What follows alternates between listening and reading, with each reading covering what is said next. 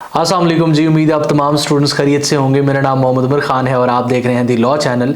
इस चैनल पर गुफ्तगू करते हैं हम लॉ लैट, लॉ गैट और LLB 5S के हवाले से। तो अगर आप नए कैंडिडेट हैं, नए स्टूडेंट हैं, इस चैनल पर पहली बार तशरीफ़ लाएँ तो इस चैनल को ज़रूर सब्सक्राइब करें ताकि इस तरह की मज़ीद अपडेटेड वीडियोज़ हम आप तमाम कैंडिडेट्स की खदमत में बर वक्त शेयर कर सकें।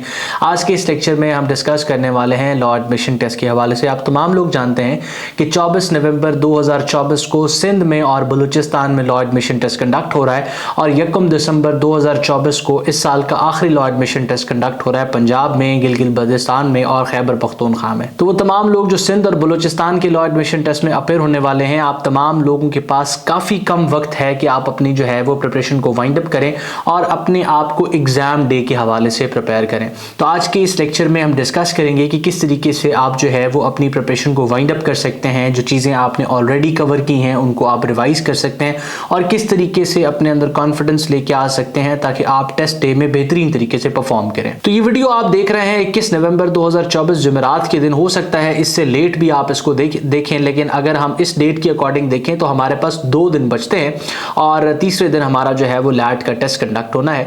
तो रिविजन का सबसे पहला स्टेप ये होता है कि जितनी भी प्रिपरेशन आप कर चुके हैं, मजीद उसको आगे कंटिन्यू करने से पहले आप उसको स्टॉप करें। स्टॉप करने के बाद आप एक रिकैप लें कि आपने क्या क्या चीज़ें पढ़ ली हैं और जो चीज़ें पढ़ी हुई हैं फिर उसको एक नज़र ब्रीफ फॉर्म में ओवरव्यू करना स्टार्ट करें ताकि आपकी जो ऑलरेडी एग्जिस्टिंग मेमोरी है वो रिफ्रेश हो जाए। आपने जो चीज़ें पढ़ी हैं वो आप एक बार उनकी याद दहानी कर लें। तो इसका बेहतर तरीका ये है कि जो सब्जेक्ट आपने सबसे पहले पढ़ा है, जो सब्जेक्ट आपने सबसे पहले कंप्लीट किया है, उसको जो है वो आप रिवाइज करना स्टार्ट करें। मैं उन स्टूडेंट्स की तरफ भी आता हूँ जिन्होंने अभी तक कुछ नहीं पढ़ा, क्योंकि मुझे इल्म है कि बहुत से स्टूडेंट्स ने जो है वो डेडिकेटेडली अभी तक प्रिपेयर किए ही नहीं होगा और वो जो है वो 24 नवंबर 2024 के लैट में अपेयर हो रहे होंगे या फिर 1 दिसंबर 2024 के लैट में अपेयर हो रहे होंगे। आप तमाम लोगों को ये वीडियो गाइड करेगी। अब जब आप उस सब्जेक्ट से प्रिपेयर करना स्टार्ट करेंगे जो सबसे पहले आपने पढ़ा है और पढ़ने के बाद उसको वाइंड अप कर दिया है, तो आपने कोशिश करनी है कि जो अगर आपने नोट्स बनाए हुए हैं तो फर्स्टली तो उन नोट्स को ओवरव्यू करें और इन केस आपने नोट्स नहीं बनाए हुए तो फिर आपने कोई आउटलाइन बनाई होगी, फिजिकल फॉर्म में आपने कुछ ना कुछ लिखा हुआ होगा या फिर आपने किसी रिसोर्स से पढ़ा होगा। हो सकता है आपने किसी बुक से पढ़ा हो जैसे कि एलिमेंट्स ऑफ लैट, या हो सकता है आपने इंटरनेट की कुछ वेबसाइट से पढ़ा हो। जो भी चीज़ें आपने पढ़ी हैं फर्स्टली तो आपने कोशिश करनी है कि उसको कम वक्त में ओवरव्यू करें। ऐसा नहीं कि अगर फॉर एग्जांपल एक हफ्ते में कोई सब्जेक्ट प्रिपेयर किया था, अब आप सोच रहे हैं कि एक हफ्ते में इसको रिवाइज करेंगे या 2 दिन में इसको रिवाइज करेंगे। आपने घंटे बनाने हैं कि 3 से 4 घंटे में या 5 घंटे में मैंने इस चीज़ को रिव्यू करना है या एक दिन में 2 सब्जेक्ट्स 3 सब्जेक्ट्स को रिव्यू करना है।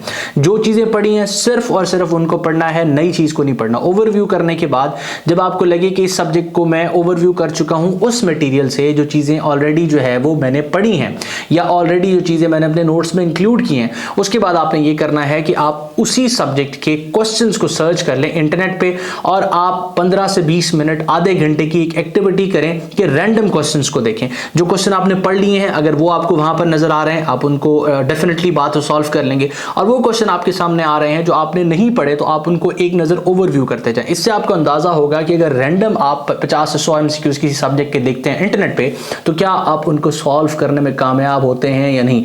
और इन केस आप कामयाब होते हैं तो आपके अंदर कॉन्फिडेंस आ जाएगा और इन केस आप उसको कामयाब नहीं भी होते सॉल्व करने में या उन क्वेश्चंस को उनका दुरुस्त जवाब जो है वो हाईलाइट करने में कामयाब नहीं भी होते, तब भी आपने परेशान नहीं होना। It's just one subject. आपने इस तरीके से सारे के सारे सब्जेक्ट्स को जो है वो करना है। आपने उर्दू की तरफ आना है, पाकिस्तान स्टडीज़ की तरफ आना है, इंग्लिश की तरफ आना है, मैथमेटिक्स की तरफ आना है, इस्लामिक स्टडीज़ की तरफ आना है। इस तरीकाकार से आपने अपने ऑब्जेक्टिव सेक्शन को कंप्लीट करना है और जब आप ऑब्जेक्टिव सेक्शन कंप्लीट कर चुके हों फिर आपने फाइनल कोशिश करनी है कि एक मॉक को आप अटेम्प्ट कर लें। अब मॉक आप जो है वो अगर इस तलाश में है कि आपको मॉक टेस्ट कहाँ से मिलेगा, मॉक टेस्ट का मतलब है कि HEC के पैटर्न पे एक टेस्ट आपको कहाँ से मिलेगा, तो आप सिंपली डिस्क्रिप्शन में मौजूद हमारा जो व्हाट्सएप चैनल है आप उसको ज्वाइन कर लें।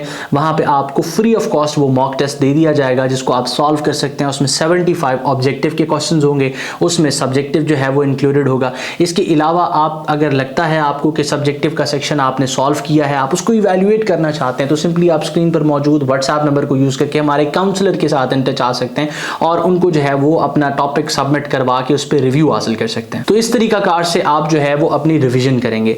आप तमाम लोगों के लिए मेरी एडवाइस ये है जो अपनी प्रिपरेशन कंप्लीट कर चुके हैं कि आप लोग अब मजीद चीज़ों को एक्सपैंड करने की बजाय, अपनी प्रिपरेशन को मजीद उसका दायरा बढ़ाने की बजाय आपने जो चीज़ें पढ़ी हैं उन चीज़ों को रिवाइज करना स्टार्ट करें। और रिवाइज करने की बेहतरीन स्ट्रैटेजी कि जो चीज़ें पढ़ी हैं पहले उनको पढ़ लें, उनको ओवरव्यू कर लें और उसके बाद फिर आप इंटरनेट को भी यूज़ करें ताकि आपकी एग्जिस्टिंग प्रिपरेशन को आप इवेल्युएट कर सकें। उसके बाद दूसरी कैटेगरी उन स्टूडेंट्स की है जिन्होंने डेडिकेटेडली अपने आप को प्रिपेयर नहीं किया। वो कोई भी रीजन हो सकती है, कोई मसरूफियत हो सकती है आपकी, हो सकता है उसमें कोई सुस्ती का एलिमेंट हो, लेकिन अभी तक अगर आपने डेडिकेटेडली प्रिपेयर नहीं किया तो एक चीज आप जहन में रखें कि लॉ एडमिशन टेस्ट इतना मुश्किल टेस्ट नहीं है।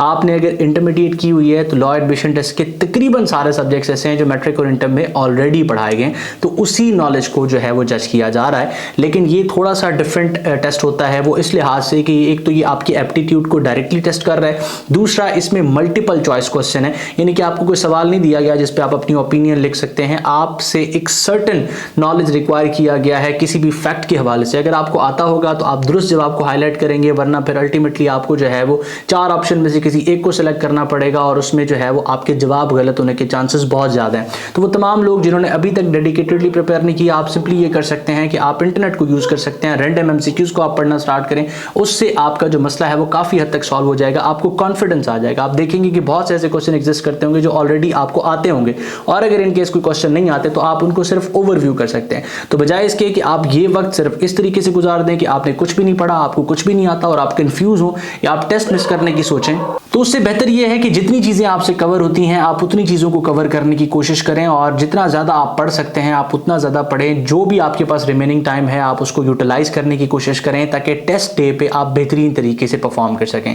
मैं उम्मीद करता हूं ये वीडियो आपके लिए हेल्पफुल रहा। अपना बहुत सारा ख्याल रखें, दुआ मुझे मेरी टीम को जरूर याद रखें। अल्लाह हाफिज़।